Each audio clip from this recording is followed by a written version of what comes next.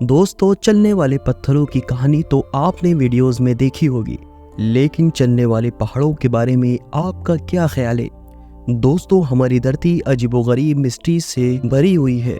Bermuda triangle से लेकर under water river तक इस धरती में कई ऐसी जगह मौजूद है जिनको सिर्फ समझने के लिए बड़े बड़े साइंटिस्ट भी सर जोड़कर बैठे हैं। आज आप ऐसे मिस्टीरियस पैलेस के बारे में जानेंगे जिनका आखिर वजूद कैसे हुआ। तो आइए शुरू करते हैं। नंबर 7, तुर्कमेनिस्तान के आलिशान काराकुम सहरा के बिल्कुल सेंटर में मौजूद, जहां ऑलरेडी इतनी ज्यादा गर्मी बरसती है, जमीन में 100 फीट गहरा एक ऐसा गड्ढा है जहां 24 घंटे आग लगी रहती है। ये गड्ढा दरवाजा गैस क्रिएटर के नाम से जाना जाता है, जो 17,500 स्क्वायर फीट तक फैला हुआ है। चाहे बारिश हो या तूफान, ये आग पिछले 50 सालों से ऐसे ही जल रही है। लेकिन सवाल ये है कि ये आग जलाई किसने है? 1971 में एक सोवियत जियोलॉजिस्ट यहाँ ड्रिलिंग का काम कर रहा था। अचानक उसके नीचे से जमीन खिसक गई और तभी ये गड्ढा बन गया था। लेकिन उनको यहाँ से अजीब सी स्मेल आने लगी। जब तहकीक हुई तो मालूम पड़ा कि इस गड्ढे से नेचुरल मीथेन गैस निकल रही है। क्योंकि मीथेन गैस डेंजरस होती है, इसी वजह से काफी कोशिश की गई कि जमीन से निकलने वाली इस गैस को रोक लिया जाए, लेकिन सारी कोशिशें नाकाम रही। आखिरकार एटमॉस्फेयर को बचाने के लिए इस गैस को आग लगा दी गई। बस वो दिन था और आज का दिन। यह आग आज भी ऐसे ही नॉन स्टॉप चल रही है। नंबर 6, यह अजीबोगरीब पहाड़ देखकर ऐसा लगता है जैसे पानी नहीं बल्कि बादलों के बीच में आइलैंड बना हो। यह माउंटेन रोरिमा के नाम से जाना जाता है, जिसकी हाइट 2810 मीटर है। दूसरे पहाड़ों की कंपैरिजन में माउंट रोरेमा का टॉप बिल्कुल फ्लैट है और यहाँ का वाटरफॉल दुनिया का सबसे ऊंचा वाटरफॉल कहलाया जाता है। नेशनल ज्योग्राफी की एक टीम के मुताबिक यह माउंटेन 2 बिलियन साल से भी ज्यादा पुराना है और यहाँ पिछले लाखों सालों से कभी कोई इंसान जा नहीं पाया। यानी ये माउंटेन दुनिया से बिल्कुल कटा हुआ था। 1884 में ये माउंटेन पहली बार सर एवरेट ने सर्च किया था और तभी दुनिया को मालूम पड़ा कि ये ऊंचा तरीन पहाड़ ऊपर से बिल्कुल फ्लैट है। लेकिन रिसर्चर्स के लिए ये बात हैरान थी जब उन्होंने ये देखा कि इस माउंटेन पर हर किस्म की जिंदगी पाई जाती है। रिसर्चर्स को यहाँ से जानवरों और प्लांट्स की ऐसी किस्में भी मिली है जो उन्होंने पहली बार देखी थी। माउंट रेमा पर मौजूद 53% स्पीशीज ऐसी थी जो आज तक सिर्फ इसी अजीब पहाड़ पर देखी गई है। नंबर 5, नासा की सैटेलाइट ने इंडियन ओशन की एक ऐसी पिक्चर पब्लिश की जिसमें पानी के अंदर कुछ ऑब्जेक्ट्स देखे गए जो इंडिया और श्रीलंका को आपस में कनेक्ट कर रहे थे। लोकल्स का मानना है ये ब्रिज हिंदू गॉड रामा ने बनाया था और जो मैजिक ब्रिज के नाम से भी जाना जाता है। ये माना जाता है कि हिंदू गॉड रामा ने जिन पत्थरों से ये ब्रिज बनाया था वो पानी पर तैरने वाले पत्थर थे और ऐसे कई पत्थर आज भी इस एरिया में पाए जाते हैं। 41 किलोमीटर इस ब्रिज का हिस्सा अभी पानी के अंदर जा चुका है। साइंटिस्ट ने जब रिसर्च की तो मालूम पड़ा कि ब्रिज को बनाने में इस्तेमाल होने वाले पत्थर जिस चीज पर रखे गए हैं वो एक सैंड बार है। उनको इस बात के काफी सबूत भी मिल चुके हैं। ये सैंड बार तो बिल्कुल नेचुरल है, लेकिन इस पर रखे गए पत्थर जरूर कहीं और से लाए गए थे। जब सैंड बार और उन पत्थरों की एज मालूम करने के लिए रेडियो कार्बन डेटिंग की गई तो जो मालूम पड़ा वो जानकर एक्सपर्ट्स भी चौंक गए। जी हाँ, उनको मालूम पड़ा कि ये पत्थर 7,000 साल पुराने हैं, जबकि उनके नीचे सैंड बार की एज सिर्फ 4,000 साल है।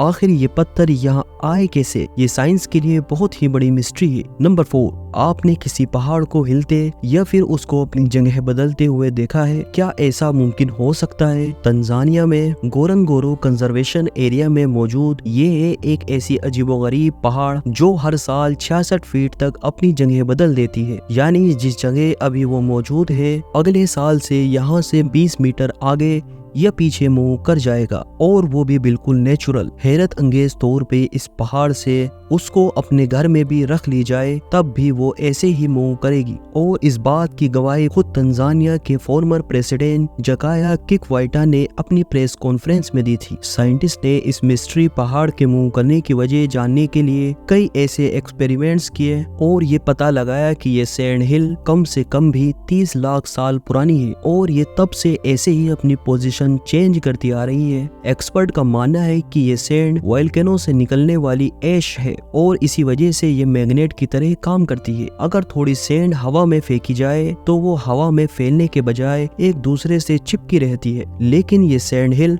अपनी जगह क्यों बदलती है, इसका असल जवाब अभी तक तलाश किया जा रहा है। नंबर 3, ये बात तो हम सब जानते ही है कि इस धरती पर 29% जमीन और 71% पानी है। वर्ल्ड मैप में अगर देखा जाए तो पूरी दुनिया के समंदर आपस में जुड़े हुए लगते हैं। ऐसा लगता है जैसे हमने सिर्फ उनको अलग अलग नाम दिए हैं, जबकि ये सारे आपस में जुड़े हुए हैं। लेकिन अटलांटिक ओशन में और पैसिफिक ओशन के बीच से अगर गुजरा जाए तो समंदर के बीचों बीच एक हैरत अंगेज मंजर देखने को मिलता है। समंदर के इस मुकाम पर कोई दीवार या बाउंड्री तो नहीं है, लेकिन फिर भी दोनों समंदर के पानी आपस में मिक्स नहीं होते। लेकिन आखिर क्यों इन दोनों पानी में आखिर ऐसा क्या राज छुपा है कि ये समंदर की लहरों के बावजूद भी आपस में मिक्स नहीं होते? असल में ये दोनों समंदर के पानी अलग अलग जगह से बहते हैं और इसी वजह से इन दोनों समंदर के पानी की क्वालिटी भी अलग है और इनका सोल्ट लेवल भी डिफरेंट है। आपने भी स्कूल में पढ़ा होगा, जिस पानी में सोल्ट ज्यादा होता है वह नॉर्मल पानी से ज्यादा हैवी होता है। ऐसा ही कुछ होता है इन दोनों समंदरों में भी। सोल्ट के साथ साथ इनकी केमिकल कंपोजिशन भी अलग है और यही रीजन कि ये दोनों समंदर बिना किसी बाउंड्री के एक दूसरे में मिक्स नहीं होते। नंबर 2, इंडोनेशिया में एक आइलैंड है जो फ्लोरेस के नाम से जाना जाता है। इस आइलैंड के हरे भरे पहाड़ों में 3 अनोखी लेक्स मौजूद है। हालांकि ये तीनों लेक्स एक साथ ही बनी हुई है, लेकिन इन तीनों लेक्स का कलर बिल्कुल डिफरेंट है। एक का कलर ब्लैक है, दूसरी का टर्किश और तीसरी का ब्लू। लेकिन इसमें हैरत की बात सिर्फ इनके मुख्तलिफ कलर्स नहीं, बल्कि हैरान करने वाली बात तो ये है कि ये तीनों लेक्स अपने कलर्स बदलती रहती है। जी हाँ, कभी एक साल में ये 6 बार अपना रंग बदलती है तो कभी साल में सिर्फ 1 बार। लेकिन हिस्ट्री में कभी भी इन तीनों लेक्स का कलर एक जैसा नहीं देखा गया। जहाँ ये लेक्स मौजूद है वो जगह काली मोटू नेशनल पार्क के नाम से मशहूर है और पार्क ऑफिशियल्स का कहना है कि इन तीनों लेक्स के नीचे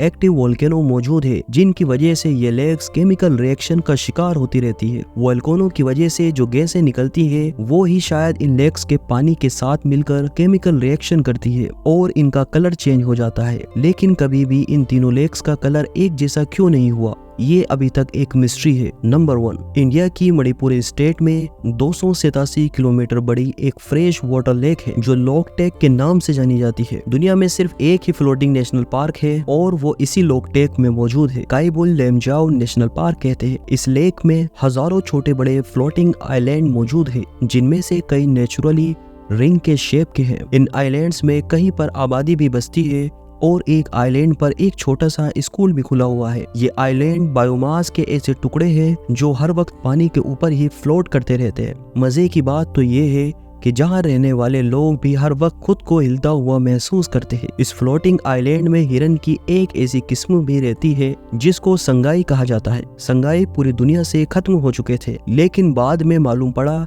कि इस फ्लोटिंग आइलैंड पर इनकी नस्ल अभी भी मौजूद है। उम्मीद है दोस्तों आपको ये वीडियो पसंद आई होगी। वीडियो को लाइक करें, शेयर करें। चैनल पर अगर आप नए हैं तो चैनल को सब्सक्राइब करें। मिलते हैं नेक्स्ट वीडियो में।